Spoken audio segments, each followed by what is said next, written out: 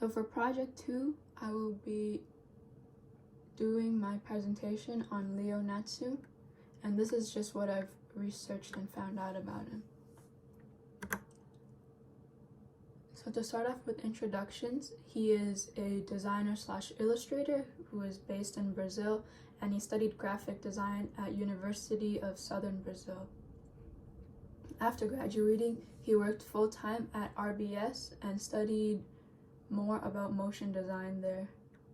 And he got really familiar and creative with using their softwares, the Blender software especially, to create animations as well as still designs.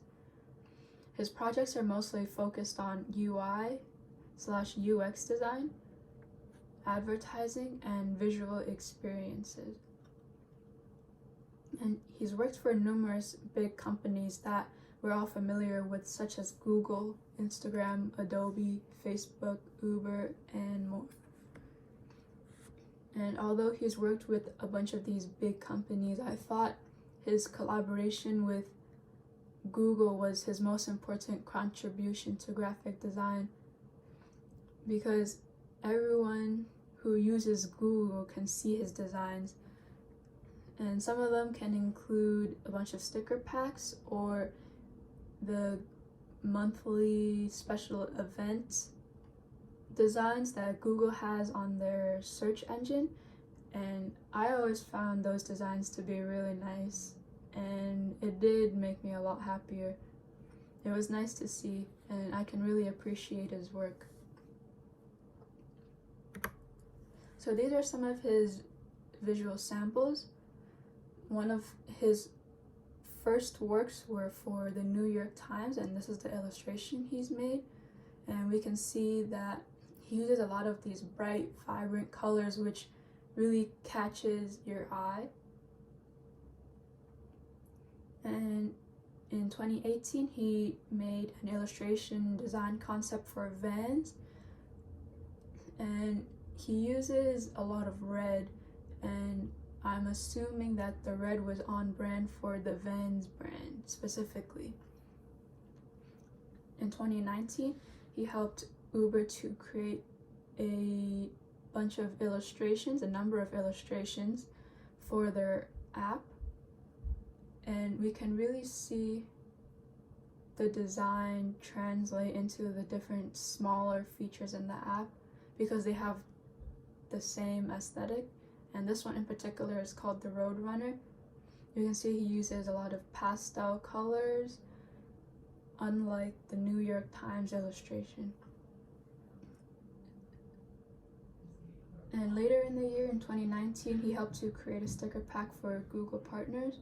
And here we can see that he starts to incorporate 3D components into his work, unlike his more older works where they're all flat. This one is 3D, and we can see that he starts to experiment with it once I go to the next slide. But for Google, we can see that he uses a lot of vibrant colors as well. They are a little bit muted, and I just really like this design. This is probably one of my favorites. Later in the year, he helped Instagram to create a bunch of poster designs for their anti-bullying campaign called Create Don't Hate. And here we can see he uses the same color schemes as his New York Times illustration. And there's a lot of symmetry in this design, unlike his previous ones. We can see that there's 2 phones on each side and 2 people on each side, which just makes it super symmetrical, pleasing to the eye, and his color scheme is the same as his New York Times illustration. And in 2020, he helped a company called Huawei, which is a phone company which is very popular in China.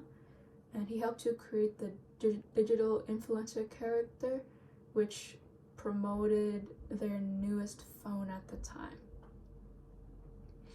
And for Facebook,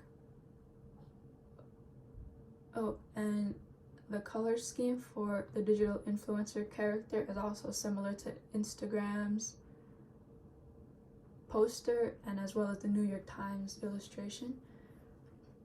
And in 2020, he has also helped Facebook with creating poster designs for their Always On project. And he has created multiple designs and they were used for important dates in October. And his most recent work are NFT illustrations. So these are just 4 of 8 that he's created, and they're titled Pure State. So in his more recent works, we can tell that he has become more experienced with adding 3D components into his designs, and I think it's really nice. And I think my favorite are the ones where he uses this neon vibrant color scheme, such as the Instagram, Huawei, and New York Times designs. I just thought that it looks super retro, and although the colors aren't representational of people's skin color and stuff like that, I just thought it was really effective in catching my eye, and I'm assuming a lot of other viewers' eyes.